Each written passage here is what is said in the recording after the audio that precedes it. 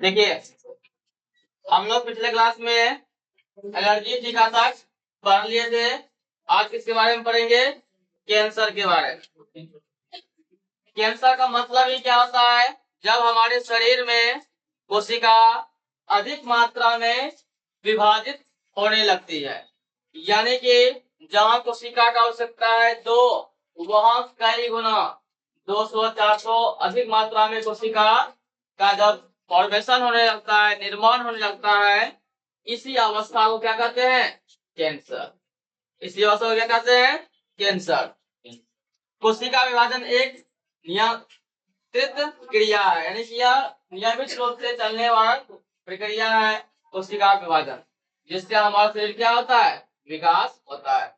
यदि एक कोशिका का विभाजन नहीं होगा तो हमारा शरीर भी विकास नहीं करेगा। लेकिन कभी कभी यह अनियमित रूप से टूटकर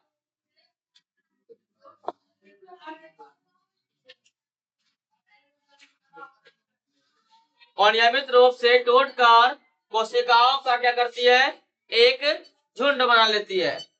कभी कभी क्या होता है? कोशिका अधिक मात्रा में विभाजित होने लगती है और विभाजित होकर क्या करती है? एक झुंड का निर्माण कर लेती है। इसी झुंड को हम क्या कहते हैं? ट्यूमर। क्या कहते हैं? ट्यूमर। स्टार्टिंग फेज में कैंसर को ट्यूमर ही कहा जाता है। जब ट्यूमर अधिक विकसित हो जाता है तो उसको हम क्या कर लेते हैं? कैंसर। क्या कहते हैं? कैंसर। और ट्यूमर के अध्ययन को क्या कहा जाता है?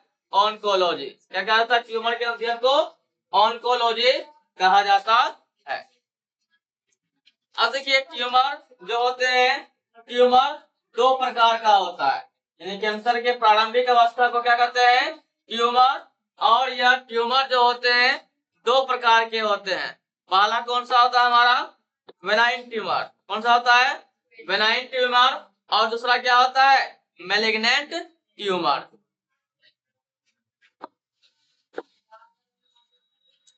आगे देखिए, बेनाइन ट्यूमर। बेनाइन ट्यूमर अपने वास्तविक स्थान पर केंद्रित रहता है। यानी कि बेनाइन ट्यूमर का मतलब समझ रहे हैं ना? कोशिका अधिक मात्रा में विभाजित हो रहा है। जैसे मान लेते हैं ये शरीर का कोई अंग है, यहाँ पर क्या हो गया? ट्यूमर। यहाँ कोशिका बनना चाहिए 2, बन गया कितना? 20। ये क्या होगा? इसका आकार बढ़ जाएगा, बढ़ेगा ना बढ़ेगा? उसी प्रकार से जब यह अधिक मात्रा में होने लगता है, क्या होता है? संख्या यहाँ पर कोशिका की बहुत अधिक मात्रा में हो जाती है। जब कोशिका विभाजन अधिक मात्रा में हो जाता है तो कोशिकाओं की संख्या क्या हो जाएगा? अधिक हो जाएगा। और इसी को क्या कहते हैं हम लोग? ट्यूमर। क्या कहते हैं? ट्यूमर। उसी में पहला ट्यूमर कौन सा था हमारा? Benign tumour. बेनाइन ट्यूमर जो होता है अपने वास्तविक स्थान पर केंद्रित रहता है। यानी कि यह यदि शरीर के जिस अंग में हो जाएगा वहीं पर क्या रहता है? केंद्रित रहेगा। धीरे धीरे अपना आकार बढ़ाएगा। क्या होगा? धीरे धीरे अपना आकार बढ़ाएगा। यह कौन सा ट्यूमर का बात कर रहे हैं हम लोग? Benign tumour. यह अनियमित रूप से वृद्धि नहीं करता है। यह क्या होता है? अनियमित रूप से वृद्धि नहीं करता है। यह धीरे धीरे मात्रा में क्या करता है? वृद्धि करता है। यानी कि बेनाइन ट्यूमर जो होता है इसमें कोशिका का जो होता है विभाजन धीरे धीरे होता है। अधिक मात्रा में कोशिका का विभाजन नहीं होता है।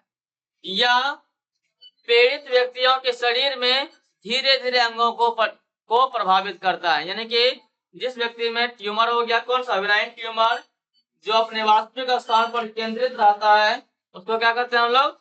Benign tumour. यह यदि किसी व्यक्तियों में हो जाता है वो क्या होता है? अंगों को धीरे धीरे प्रभावित करते हैं। जैसे कि मस्सा, देखे होंगे कभी कभी मस्सा आप लोग भी, कहीं शरीर का अंग क्या होता है? फूल जाता है। जैसे घेंगा देखा गला में जो होता है, उसी प्रकार से शरीर के किसी अंग में क्या हो सकता है? मस्सा हो जाता है। वो मस्सा ही क्या है हमारा? Benign tumour. ये उतना बेनाइन ट्यूमर जो उतना खतरनाक नहीं होता है। सामान्य सर्जरी के माध्यम से मस्सा को हम आसानी से दूर कर सकते हैं। यानी कि वहां जैसे मान लेते हैं ये शरीर का अंग है, यहाँ पर क्या होना चाहिए इसे, यहाँ पर क्या हो गया, कोशिका अधिक मात्रा में विभाजित हो गया, ये क्या होता है, इस प्रकार से अपना आकार बना लेता है। इसको क्या किया था, सर्जरी के माध्यम से कटिंग करके इसको हटा दिया जाता है। ये धीरे धीरे क्या होता है, ठीक हो जाता है। तो यहाँ पर इसको क्या करेंगे, काट के हटा देंगे, ये क्या होगा, फिर पहले जैसा हो जाएगा।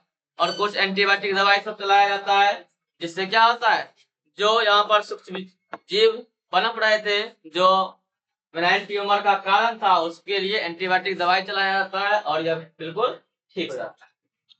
लेकिन हमारा जो दूसरा है ट्यूमर का प्रकार, मैलिग्नेंट ट्यूमर, ये ट्यूमर हमारे लिए क्या होते हैं, खतरनाक होते हैं। अभी हम लोग क्या जाने, बेनाइन ट्यूमर जो है, बेनाइन ट्यूमर अपने वास्तविक स्थान पर केंद्रित रहता है।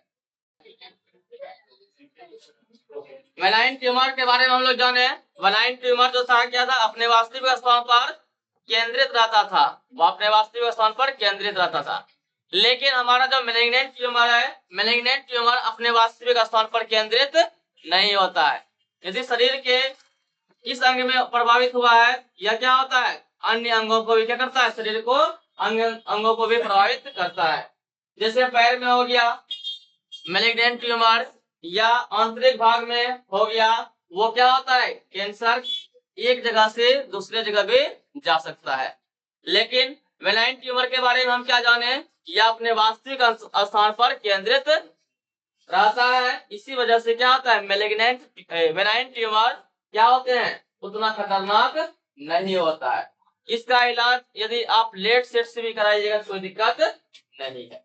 लेकिन मैलिग्नेंट ट्यूमर जो होता है, यह अपने वास्तविक स्थान पर केंद्रित नहीं होते हैं, यह तेजी से वृद्धि करते हैं, यानी कि यह क्या करते हैं, शरीर में अपनी संख्या तेजी से बढ़ाते हैं।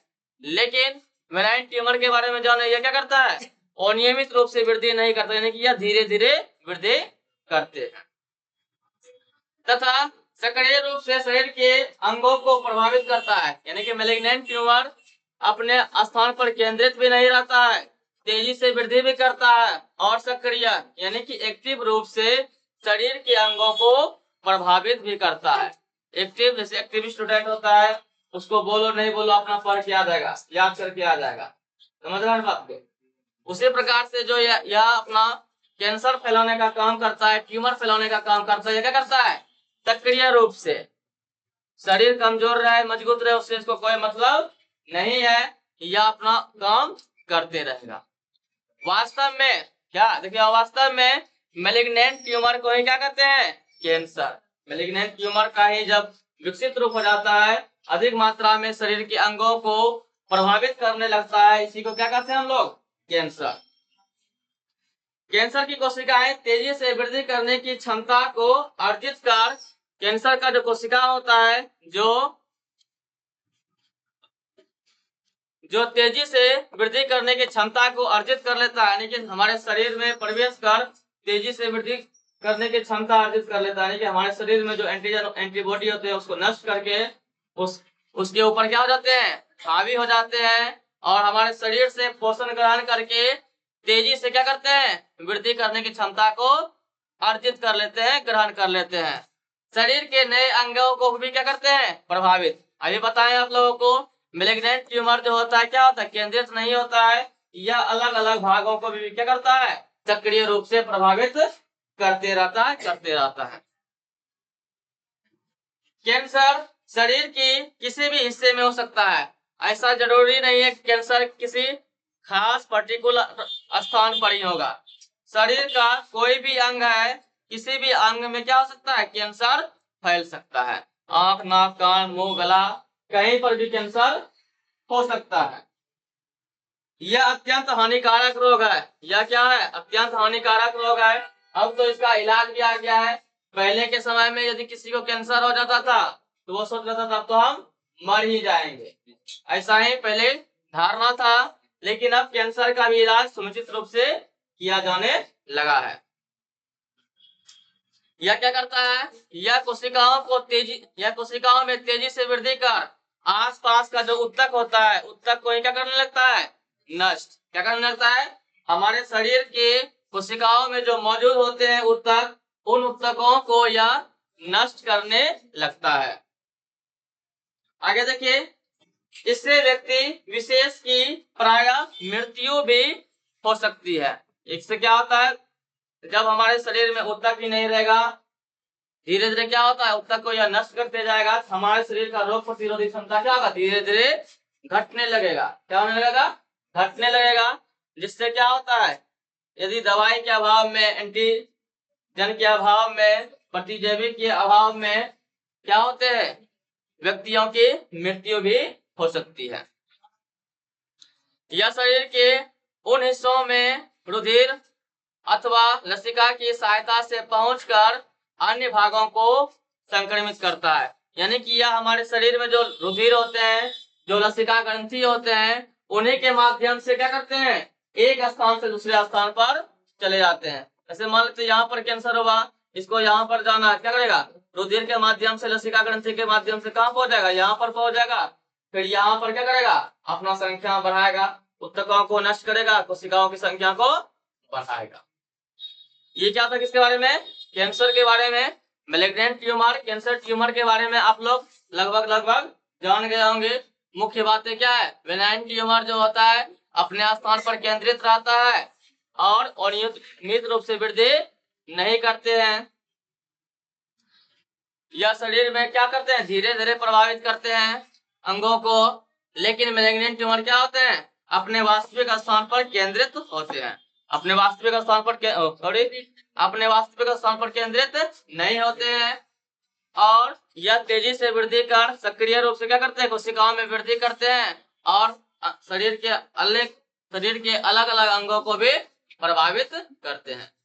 ये इसको आप लोग क्या कर लीजिएगा, देख लीजिएगा। आगे देखिए, कैंसर के स्वरूप के बारे में बतलाया गया है। ये कैंसर का जो स्वरूप है, पहला मेरा क्या है, सार्कोमा, लिम्फोमा, कार्सिनोमा, ल्यूकोमिया और लाइपोसा। ये सब क्या है, कैंसर का प्रारूप, यानी कि टाइप, जैसे बोलते हैं ना कैंसर का टाइप। आप लोग इस टाइप को भी ध्यान रखिएगा, यहाँ से डायरेक्ट आपको क्वेश्चन 2 नंबर में उठा के दे देता है। कैसे क्वेश्चन दे देगा, लिम्फोमा क्या है, सार्कोमा क्या है। अब इसके बारे में आप लोग को याद रहेगा अच्छे से, तो ना बताइएगा, ठीक है। इसीलिए इसको भी आप लोग ध्यान में रखिएगा अच्छी तरह से। पहला नंबर देखिए क्या है हमारा,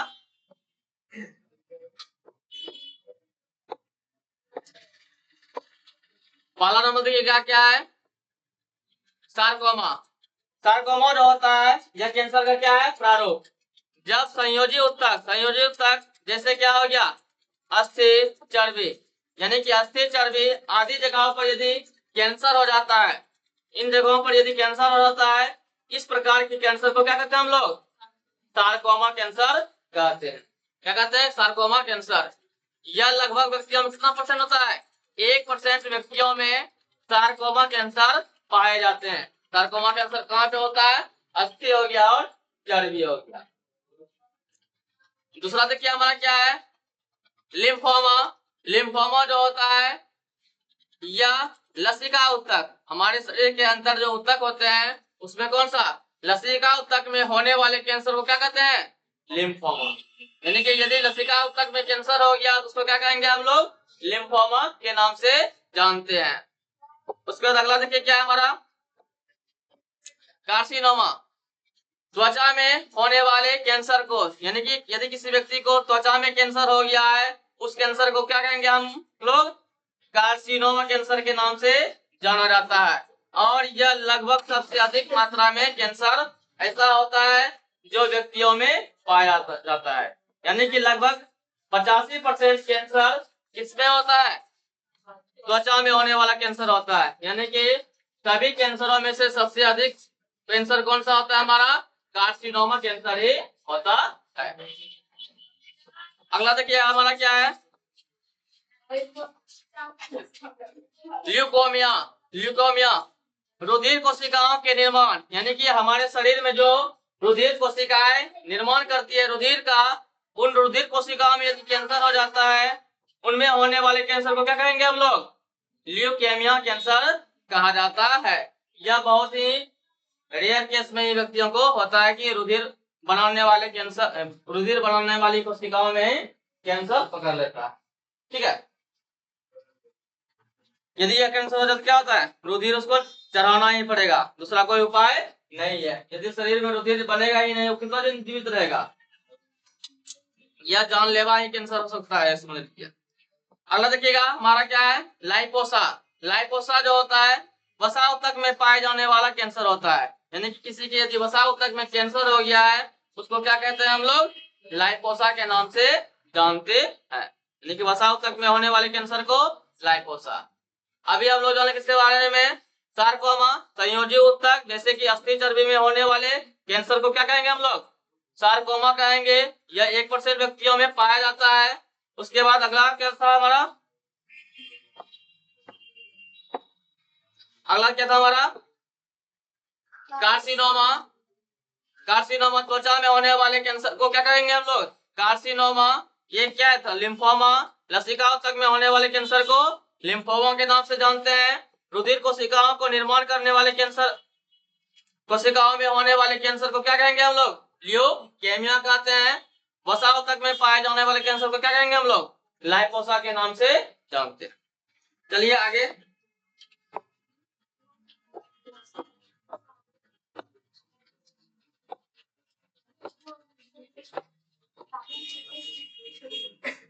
अब देखिए लक्षण, कैंसर के लक्षण के बारे में हम लोग अब जानेंगे। माना देखिए यदि किसी को कैंसर हो जाता है तो उसका क्या लक्षण होता है, सांस लेने में तकलीफ होना, यानी कि व्यक्तियों को क्या होता है, सांस लेने में तकलीफ होने लगता है। अचानक शरीर के वजन में कमी या बढ़ोतरी, क्या होता है, कैंसर से पीड़ित व्यक्तियों के शरीर में क्या होता है, अचानक शरीर का वजन या तो बढ़ सकता है या तो घट भी सकता है। अगला देखिएगा, काम नहीं करने पर भी थकावट महसूस होना, जैसा कि एड्स में हम लोग जाने थे, काम नहीं करने पर भी क्या होता है, थकावट का महसूस होने लगता है। अब क्या हो गया, कैंसर में भी क्या होता है, यदि काम नहीं कीजिएगा, यदि कैंसर आपसे को हो गया है तो वो थकावट का महसूस होगा। अगला देखिए क्या है, त्वचा के अंदर गांठ जैसा महसूस होना, यानी कि त्वचा के अंदर में क्या होता है, कोशिका का विभाजन होता है, इसीलिए आपको महसूस होगा कि त्वचा के अंदर में क्या हो गया है, गांठ जैसा हो गया है। अब देखिए इसका उपचार, यदि कैंसर हो जाता है जिसका उपचार कैसे करेंगे।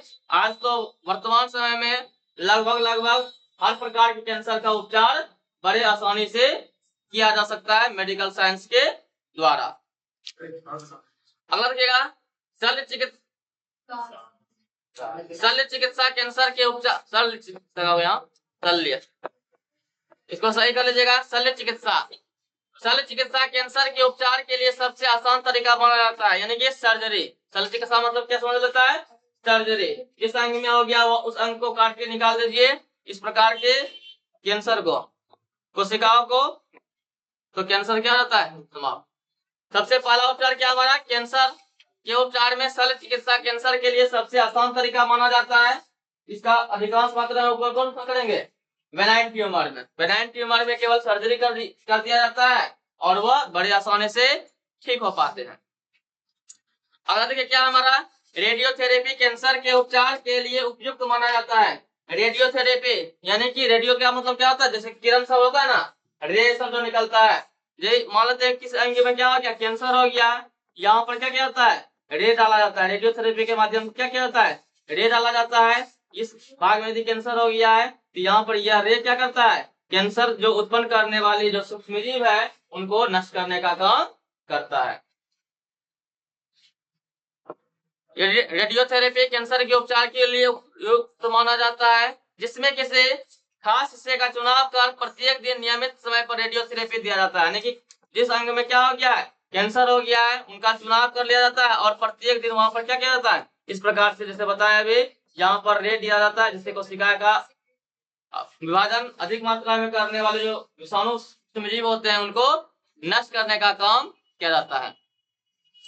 अब देखिएगा हमारा क्या है, कीमोथेरेपी में कैंसर के प्रकार को पहचान कर कैंसर विरोधी दवाइयों का उपयोग किया जाता है। यानी कि अधिकांश मात्रा में हमारे भारत में यही इसी प्रकार से कीमोथेरेपी के माध्यम से ही कैंसर का उपचार किया जाता है। यानी कि जिस प्रकार का कैंसर होता है उस प्रकार का क्या किया जाता है, उसमें एंटीजेंस डाला जाता है, दवाइयां डाला जाता है, जो क्या कर सकता है, रोगी को जल्दी ही आराम मिलता है। यानी कि जिस प्रकार का कैंसर हो गया है उस प्रकार का कीमो चलाया जाता है। आप लोग देखे होंगे कैंसर का जो पेशेंट होता है उसका शरीर माथा का जो बाल है उड़ जाता है, यानी कि इसमें जो कीमो चलाया जाता है, कीमो कौन गया कीमो, हाँ कीमोथेरेपी में जो कीमो चलाया जाता है, कीमो के अंदर बहुत सारे एंटीजेंस को प्रतिजैवी को डाला जाता है जो क्या होता है हाई पावर का होता है, इसी वजह से क्या कर होता है बाल उड़ जाता है, इसलिए कीमो चलाने से पहले उसका बाल क्या जाता है मुंड दिया जाता है। कुछ स्टार पॉइंट है ये देखिए, शरीर के आंतरिक अंगों में कैंसर की जांच, यानी कि शरीर के यदि आंतरिक भाग में क्या हो गया कैंसर हो गया है, उनकी जांच के लिए क्या करते हैं हम लोग सीटी स्कैन करते हैं या एमआरआई करते हैं। सीटी स्कैन से यदि कैंसर का पता नहीं चल पाता है तो हम एमआरआई कराते हैं, जिससे आसानी से कैंसर का पता लगाया जा सकता है। दूसरा देखिएगा कैंसर का प्रसारण, कैंसर किस प्रकार से फैलता है, यदि आप धूम्रपान करते हैं, शराब पीते हैं, दूषित पानी पीते हैं, दूषित भोजन ग्रहण करते हैं, एक्सरे के संपर्क में आते हैं, यूवी रे के संपर्क में आते हैं, तो अलग अलग प्रकार का कैंसर आपको हो सकता है। इसीलिए धूम्रपान, शराब, दूषित भोजन, दूषित जल, एक्सरे, यूवी रे, इन सबों से दूरी बनाकर रखनी चाहिए। जैसे अभी देखे होंगे ओजोन परत में छेद हो रहा है, वहां से अल्ट्रावायलेट किरणें निकलेगा, त्वचा पे पड़ेगा, क्या होगा त्वचा कैंसर हो जाएगा।